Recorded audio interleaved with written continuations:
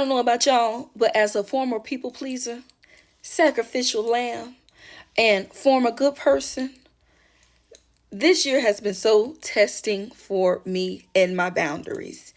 In the beginning of this year, I had to make a hard decision, and that hard decision was to finally start choosing me, to finally start making me a priority, seeing myself as worthy, and seeing myself as worthy of the love that I give out so in abundance and so freely to others, right?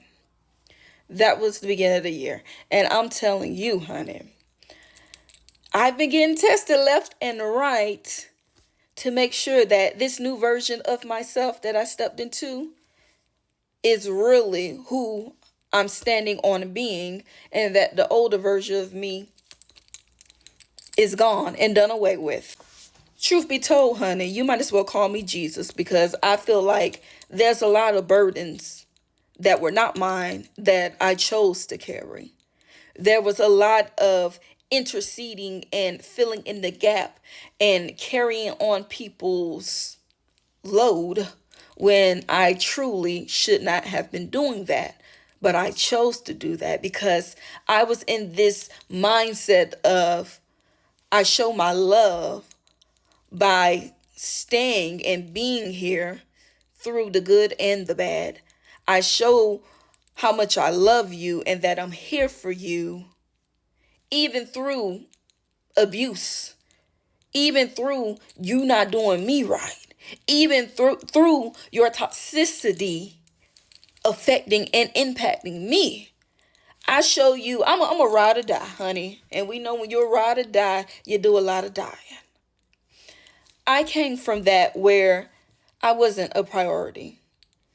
Other people's needs, other people's concerns, what other people had going on was more important than me and what I had going on, my concerns, my emotions, and my needs. And I lived a lifetime of that because it started from childhood. It started with the parents. It started with the siblings and with the school kids. It started in the youth. So it's like I lived most of my life doing that. And as of the beginning of this year, it was, I'm no longer doing that. I'm no longer doing that because I see it's not working. There has to be something different. And that something different was the love that I was so looking for to receive and to give. This energy and this power that I spent so much time giving to other people and working for other people and doing things for other people. It was time for me to bring that back in within me and use my own love, my own power, my own energy to start building up myself, because I had to make the decision that I was worth it. That I was worthy of the love I so freely give to others. I was worthy of the power that I so freely give to others. I was worthy of the patience and the kindness and the tenderness and the acceptance that I so freely give to others, but was not given to myself. I was so freely giving it to everybody else, waiting for them to give it back to me, and it never happened. And one thing I had to learn is people treat you how you treat yourself. So if you're inconsiderate towards yourself, if you don't make yourself a priority, if you feel like your needs and your wants are not important, people are going to reflect that to you. And this is where you start feeling used and abused because you're giving, and people are simply taking. And you're waiting to receive back, and it never happens because you're out of order. You're out of alignment. You're not supposed to be pouring from your cup. You're supposed to be allowing your overflow to nourish the others. Your overflow. That means that you continue to receive. And as you receive more than you need, you overflow out. But we've become so accustomed to taking our cup and pouring it out. And then we wonder why we so depleted and empty. And why everybody else can only get so much of us. Versus allowing the overflow to continually fill us and fill other people. Just naturally, like a waterfall. Like one of those little chocolate fountains. Like a water fountain where the water goes up on the tears then come back down.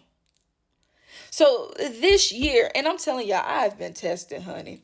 It's like I've been tested with different people in different circumstances. I've been tested with relationships, romantic friendships, family ships, and so many associations and so many dynamics.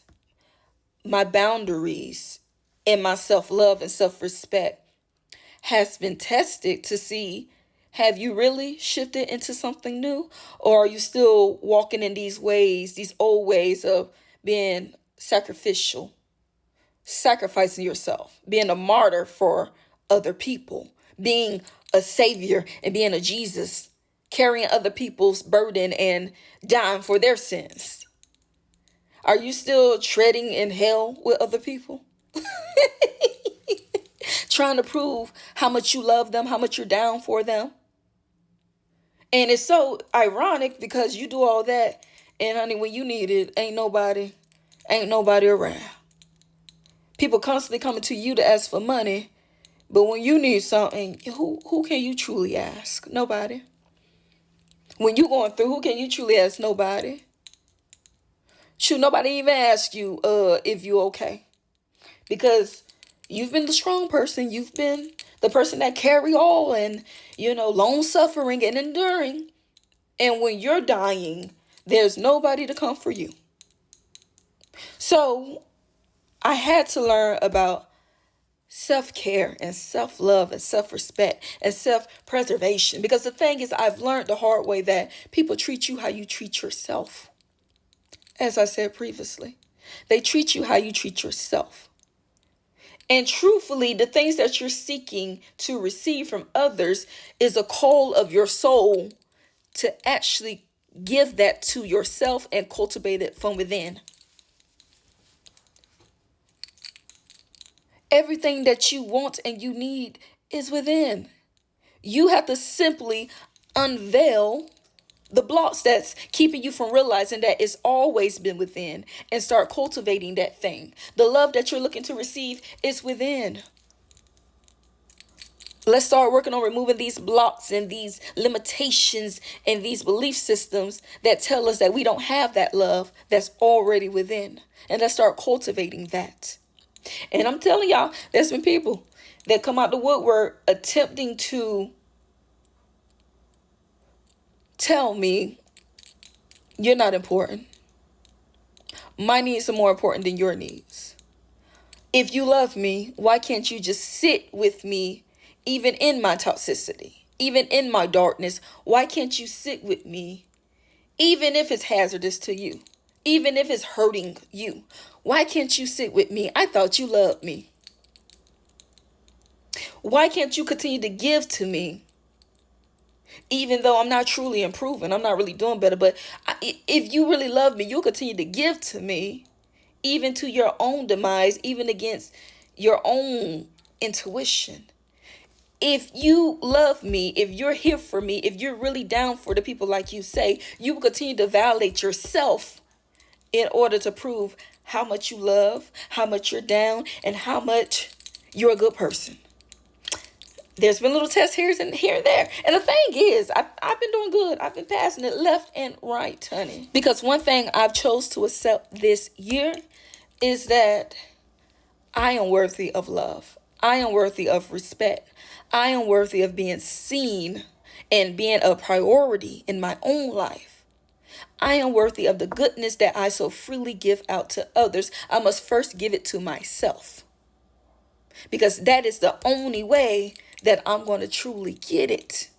And once I give it to myself and it becomes my way of being, I automatically stop desiring from outside of me to receive that. And now I overflow this because it's within me and I am one with it.